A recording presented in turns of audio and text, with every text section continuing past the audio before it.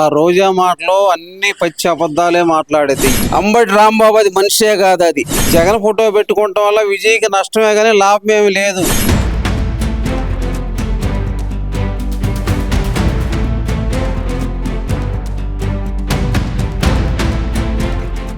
తమిళనాడులో విజయ్ని గెలిపించింది జగన్మోహన్ రెడ్డి. జగన్మోహన్ రెడ్డి ఫోటో పెట్టుకోవటం వల్లే విజయ్ గెలిచాడని చెప్పి రోజా మాట్లాడుతుంది. నిజమేనా అది?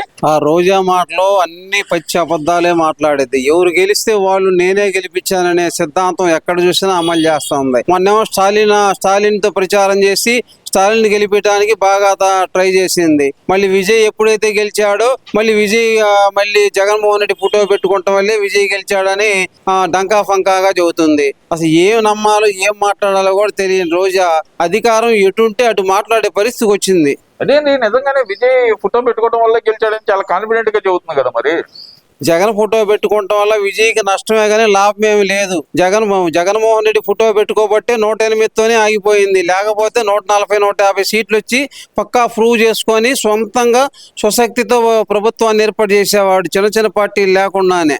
ఇప్పుడు జగన్మోహన్ రెడ్డి ఫోటో పెట్టుకోవటం వల్ల మరి గెలిచిన వ్యక్తి కాంగ్రెస్ తో పొత్తు పెట్టుకున్నాడు. మరి దాన్ని ఎలా చూడాలంటారు? తల్లి కాంగ్రెసు పిల్ల కాంగ్రెసు రెండు కాంగ్రెసులు ఒకటే, కానీ తేడా ఏమి లేదు. అవసరానికి రెండు కలుస్తాయి. ఎందుకంటే అక్కడ ఢిల్లీలో రాహుల్ గాంధీ గారు చెప్పేది ఒకటే. ఆయన కూడా ఈ మధ్య కొత్త వేషాలు వేస్తున్నాడు. రాహుల్ గాంధీ కూడా ఏ పార్టీ గెలిస్తే ఆ పార్టీలు పొత్తు పెట్టుకొని కనీసం వాళ్ళతో అన్న మనం భాగస్వామ్యంగా ఉంటాము, 4 రాష్ట్రాల్లో ఎక్కువ కనపడతాం అనేది పెట్టుకొని 15 సంవత్సరాల నుంచి ఉన్న డిఎంకేని ముంచి విజయ్కి మద్దతు ఇచ్చి అక్కడ తమిళనాడులో అట్లా చేసుకునే పరిస్థితికి వచ్చిందని నేను చెప్తున్నాను. మరి ఏదైతే పవన్ కళ్యాణ్ ఒంటరిగా పోటీ చేయలేకపోయాడు, విజయ్ ఒంటరిగా పోటీ చేశాడు. దమ్ముంటే పవన్ కళ్యాణ్ ఒంటరిగా పోటీ చేయాలంటున్నారు కదా. పవన్ కళ్యాణ్ ఒంటరిగా పోటీ చేయాలని వాళ్ళు చెప్పినా గానీ ఆయన చేసే టైం వస్తే పవన్ కళ్యాణ్ పోటీ చేస్తాడు. ఎందుకంటే ఇప్పుడు కూటమి ప్రభుత్వం ఉన్నాం గనక కూటమితో కలుపుకొని వెళ్తే మనకు మంచి జరిగిద్ది, రాష్ట్రానికి అభివృద్ధి జరిగిద్ది అని ఓటు చీలనివ్వకుండా రాష్ట్రాన్ని అభివృద్ధి పథంలో నడపడానికి ఆయన ముందుకు నడుస్తున్నాడని నేను పవన్ కళ్యాణ్ గురించి మాట్లాడుతున్నా. లేదు, ఆయనకి భయం అంటున్నాడు కదా. ఆయన భయపడే పోటీ చేయట్లేదు, ఒంటరిగా జగన్మోహన్ రెడ్డిని చూసి అంటున్నారుగా. పవన్ కళ్యాణ్ కు పోటీ చేయాలనుకుంటే ఒక్కడైనా చేస్తాడు, కానీ ఓట్లు సీట్లు అనేది రావు, కానీ ఓట్లు అయితే వస్తాయనే ఆయనకు కూడా లోపల అంతర్మథనం ఉంది. అందువల్లనే కూటమి ప్రభుత్వంతో కలిసి పనిచేస్తే మనం చక్కగా బాగా పరిపాలన చేస్తాము. మా జగన్మోహన్ రెడ్డిని రానివ్వకుండా ఈ రాష్ట్రానికి దుష్ట శక్తుల్ని అడ్డు రాకుండా పక్కన పెట్టేసి మనం చాలా మంచి పరిపాలన చేయొచ్చు అనే ఇదిలో ఉన్నారు. దమ్ముంటే ఒంటరిగా పోటీ చేయండి అని అడుగుతున్నారు కదా. మరి ఇప్పుడు వైసీపీ నాయకులు అడుగుతానే ఉంటారు. వైసీపీ నాయకులకు పని బాట లేదు. వాళ్ళు ఏం మాట్లాడతారో వాళ్ళకే తెలియదు. ఒంటరిగా పోటీ చేయమని అంటే వాళ్ళు వైసీపీ పవన్ కళ్యాణ్ గారు ఒంటరిగా పోటీ చేస్తే జగన్ వస్తాడని వాళ్ళ ఆలోచన అన్నమాట. ఓడిపోయిన దగ్గర నుంచి కూడా వాళ్ళకి ఎప్పుడు వాళ్ళు చేసిన అభివృద్ధి కానీ ఏమీ లేదు. కానీ ఏంటంటే వాళ్ళు ఎప్పుడు ఎలక్షన్ జరిగినా ఎప్పుడు గెలుస్తామా, ఎప్పుడు ముఖ్యమంత్రి అవుదామని తప్పితే వాళ్ళకి ఈ రాష్ట్రాన్ని అభివృద్ధి కానీ అసలు ఏమి వాళ్ళకి అసలు అంటుబట్టం ఇదిగా ఉందని నేను చెప్తున్నాను. విజయ్ ఒంటరిగా పోటీ చేశాడు, మేము ఒంటరిగా పోటీ చేసాము, దమ్ముంటే మీరందరూ ఒంటరిగా పోటీ చేయండి అని చెప్పి బతిమలాడుకుంటున్నారు కదా. ఇప్పుడు మరి వైసీపీ నాయకులు ఎందుకు బతిమలాడుకుంటున్నారు అనుకోవచ్చు అంటారు? వైసీపీ నాయకులు ఒంటరిగా పోటీ చేయమని అంటే వాళ్ళకి ఒక అద్దు పొద్దు లేదు. వాళ్ళు ఏంటంటే ఒంటరిగా పోటీ చేస్తే ప్రభుత్వం ఓటు చీలి మళ్ళీ నేను అధికారంలోకి వస్తాను అనే వాళ్ళ ధీమాతో మాట్లాడుతున్నారు తప్పితే, మతి లేక మాట్లాడుతున్నారు తప్పితే వాళ్ళకి అసలు ఏమి చేతగాని దద్దమ్మలాగుంది ఆ వైసీపీ నాయకులు మాట్లాడే మాటలు. అసలు వాళ్ళ మాటలు కూడా మనం పరిగణలో తీసుకొని మన ఎనర్జీ వేస్ట్ అని నేను మాట్లాడుతున్నా. పవన్ కళ్యాణ్ ని లేపి తన్నారు మా వాళ్ళు అంటున్నారు రోజా. నిజంగానే అంత సైడ్ తన్నారంటారా పవన్ కళ్యాణ్ ని? రోజా గురించి చెప్పాల్సింది ఏం లేదు. బిగ్ బాస్ రోజా గురించి చెప్పాల్సింది చాలా ఉంది.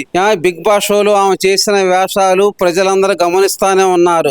రోజా నేనే పెద్ద ఉన్నతరాలుగా మాట్లాడుతూ ఉండిద్ది. రోజాకి అసలు ఏమీ తెలియదు, సబ్జెక్ట్ అనేదే లేదు రోజా దగ్గర.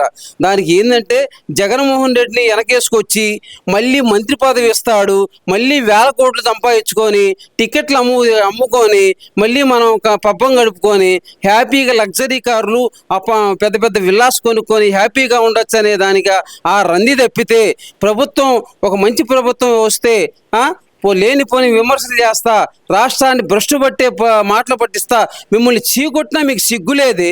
రోజా గురించి మాట్లాడటానికి మీకు అసలు ప్రభుత్వం మీకు వద్దు అని ప్రజలు కూడా మిమ్మల్ని తిరస్కరించినా కూడా మిమ్మల్ని మీరు ఇంకా మాట్లాడుతున్నారంటే నాకు చాలా అసహ్యం వేస్తుందని నేను మాట్లాడుతున్నా. అంబటి రాంబాబు అంటున్నాడు కదా, చంద్రబాబు నాయుడు గారు నన్ను హింసిస్తారు, వాళ్ళ అబ్బా కొడుకులు ఇద్దరిని వదిలిపెట్టను అంటున్నాడు కదా మరి అంబటి రాంబాబు. అది మనిషే కాదు, అది మనిషా లేకపోతే యుద్ధం అనేది నాకు అర్థం కావటల్లా.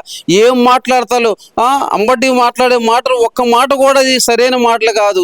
ఈ చేతగాని మంత్రిగా చేసి అసలు ఏది ఎక్కడ ఉందో తెలియదు, డయాఫ్రామ్ వాల్ అంటే తెలియదు, పోలవరం ప్రాజెక్ట్ అంటే తెలియదు, ఇరిగేషన్ అంటే తెలియదు, గుంటూరులో ఏ రోడ్డు తెలియదు.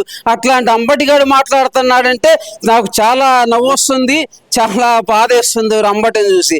అంబటి మాట్లాడే మాటలను చూస్తే మనందరం పక్కపక్క నవ్వుకునే స్థాయికి వచ్చాం. ఎందుకంటే ఏమీ తెలియని వ్యక్తి అలా మాట్లాడతాం ఆయన దిగజారుడు తరానికి నిదర్శనం అని నేను మనవి చేసుకుంటున్నాను.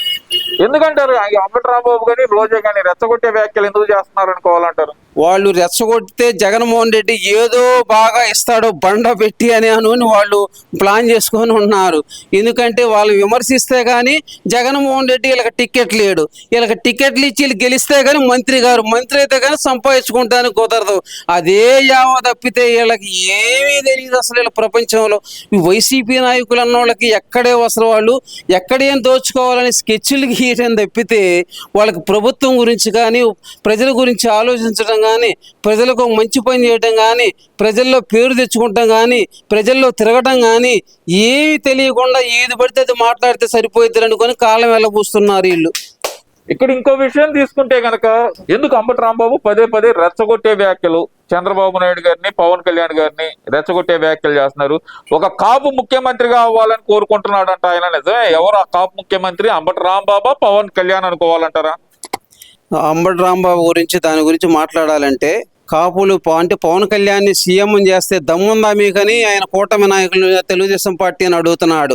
అంటే ఆ టైం వస్తే మనకి ఏంటంటే కూటమిలో కలిసి ఉన్నాం కాబట్టి ముందుకెళ్తున్నాం కాబట్టి అట్లా మాట్లాడుతున్నారు. అంతేగాని కాపు నాయకుడు సీఎం కులాలను రెచ్చగొట్టి కాపుల్ని రెచ్చగొట్టి అక్కడ ఉన్నాడు గుడివాడ కోడిగుడ్డు ఉన్నాడు, లెగిసిన కాడి నుంచి కాపు కులాన్ని పక్కన పెట్టి కాపులైతే ఎవరైతే వైసీపీలో ఉన్నారో ఆ కాపు కులాలందరినీ కూడా జనసేనలో ఉన్న కాపుల్ని చీల్చి తీసుకొచ్చి వాళ్ళు ఏదో లాభపడాలని చూస్తున్నారు తప్పితే వాళ్ళు మాట్లాడేదానిలో ఒక నీతి కానీ నియమం కానీ అసలు వాళ్ళకి ఏమీ అర్థం కాని పరిస్థితిలో ఉంది. ఈ వీడియో నచ్చితే లైక్ చేయండి. అలాగే మా ఛానల్ ని ఫస్ట్ టైం కనుక చూస్తున్నట్టయితే ఇప్పుడే సబ్స్క్రైబ్ చేసుకుని పక్కనే ఉన్న గంట సింబల్ ని యాక్టివేట్ చేసుకోండి. అప్పుడే మేము పెట్టే ప్రతి వీడియో మీకు నోటిఫికేషన్ గా వస్తుంది. అలాగే ఈ వీడియో పూర్తిగా చూసినందుకు ధన్యవాదాలు.